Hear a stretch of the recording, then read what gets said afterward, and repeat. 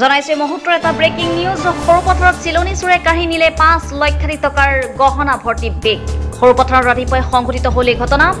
চিলনী চোৰে মটৰচাইকেলৰ পৰা থপিয়াই নিলে প্ৰায় ৫ লক্ষাধিক টকাৰ সোণৰ গহনা ভৰ্তি এটা বেগ জানিব পৰা মতে সৰুপথাৰ নগৰৰ ৪ নং ৱাৰ্ডৰ বাসিন্দা নাৰায়ণ চন্দ্ৰ দেৱনাথ ৰফে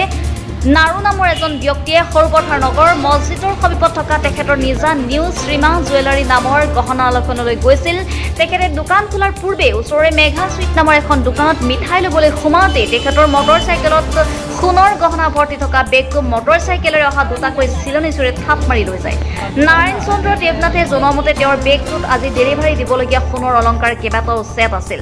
গহনাখিনিৰ আনুমানিক মূল্য প্ৰায় ৫ লাখ টকা হ'ব বুলি তেওঁ জানিবলৈ দিয়ে তেওঁৰ গহনা লেখনৰ অৱস্থা ইমান ভাল নোহোৱাৰ হেতুকে প্ৰয়োজনীয় গহনাখিনি দৈনিক ঘৰলৈ লৈ যায় কিন্তু পুৱাৰ ভাগত বেগত ভৰাই দোকান খুলিবলৈ মটৰচাইকেলেৰে আহোঁতে এই কাণ্ড সংঘটিত হ'ল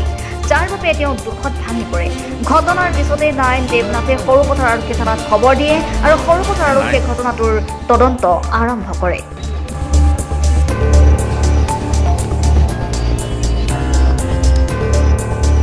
বেগতে দোকানৰ মানুহৰ ডেলিভাৰী দিয়া বস্তু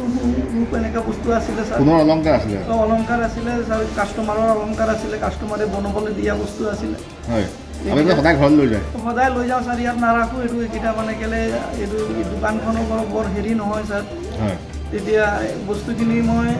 সদায় লৈ যাওঁ আৰু সদায় লৈ যাওঁ আকৌ ৰাতিপুৱা লৈ আহোঁ আকৌ ৰাতি আকৌ লৈ যাওঁগৈ এনেকা যে এইটো ঘটনা হ'বতো মইতো স্যাৰ কল্পনাই কৰিব পৰা নাই এনেকা আনুমানিক কিমান টকাৰ মাল আছিলে তাত ৫ লাখ টকা মান হ'ব স্যাৰ মানুহৰ গহনা বস্তু এইকেইটা হোম দিয়া মানুহে বনাবলৈ দিয়া বস্তু হয় ডেলিভাৰী দিয়া বস্তু আছিলে ডেলিভাৰী দিয়া বস্তু আছিলে কেইজন ল'ৰা আছিলে দুটা ল'ৰা আছিলে কিমান সময় ঘটনা হ'ল এইটো ৯টা মই দেখিলোঁ নাৰু সোণাৰী গাড়ীখন লৈ ইয়াতে থিয় হ'ল হয় থিয় হোৱাৰ পিছত মেগাচুইটত মিঠাই ল'বলৈ গ'ল হয় ক্ৰিকেট খেলৰ কথা সুধি আছিলে মই ওচৰত থিয় আছিলোঁ হয় কথা পাতো থাকোঁতে দুজন ল'ৰা বাইক লৈ আহিলে নাৰুৰ বাইকৰ পিছফালে থলে এজন শকতকৈ আছিলে ছাইডত তাৰ বেগো এটা আছে আহি মোৰ দোকানত সোমালে মোক সুধিলে এই চোলাটোৰ দাম কিমান মানে মোৰ দোকানৰ আগফালে আগুৰি দি আছে বাইকটো যেনেকৈ মই দেখিব নোৱাৰোঁ আৰু মইতো ইমান ধাৰণা কৰা নাই যেনে এনেকৈ কেছ কৰিব তাৰপিছত চোলাটোৰ দাম সুধিলে কিমান মই ক'লোঁ ৪২০ টকা পৰিব তাৰপৰা ক'লে হ'ব দিয়া অঁ হওক হিন্দীত কথা কৈছে কোৱাৰ পিছত আগফালে থিয় হৈ পটকৈ ওলাই গুচি গ'ল ওলাই যোৱাৰ পিছত নাৰু মিঠাই লৈ গাড়ীখনত আহিছে বাইকত দেখাই বেগটো নাই মোক সুধিলে বেগটো কি মই ক'লোঁ আৰে মইতো ইয়াতে থিয় আছিলোঁ পটকৈ মোৰ দোকানত ল'ৰা আহিলে ওলাই গুচি গ'ল তাৰপিছত কৈছে সেইবোৰেই লৈছে বাইক খুব পিক আপত গৈছে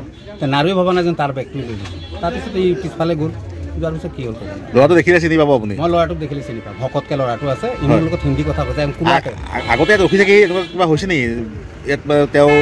কোনোবা ইয়াত ধৰক নাৰুক ফ'ল' কৰি থকা বা এনেকুৱা কিবা দেখিছে নেকি কেতিয়াবা তেনেকুৱা ক'ব পৰা নাই আগফালৰ দোকানী কিছুমানে কৈছে এই ল'ৰা দুজন ২-৩ দিনৰ পৰা এইফালে আগফালে বহুত থিয় হৈ থাকে ফ'ল' কৰি আছিলে হ'বলা কিন্তু মই ভবাও নাই মইতো মোৰ দোকানৰ কাষ্টমাৰ নেকি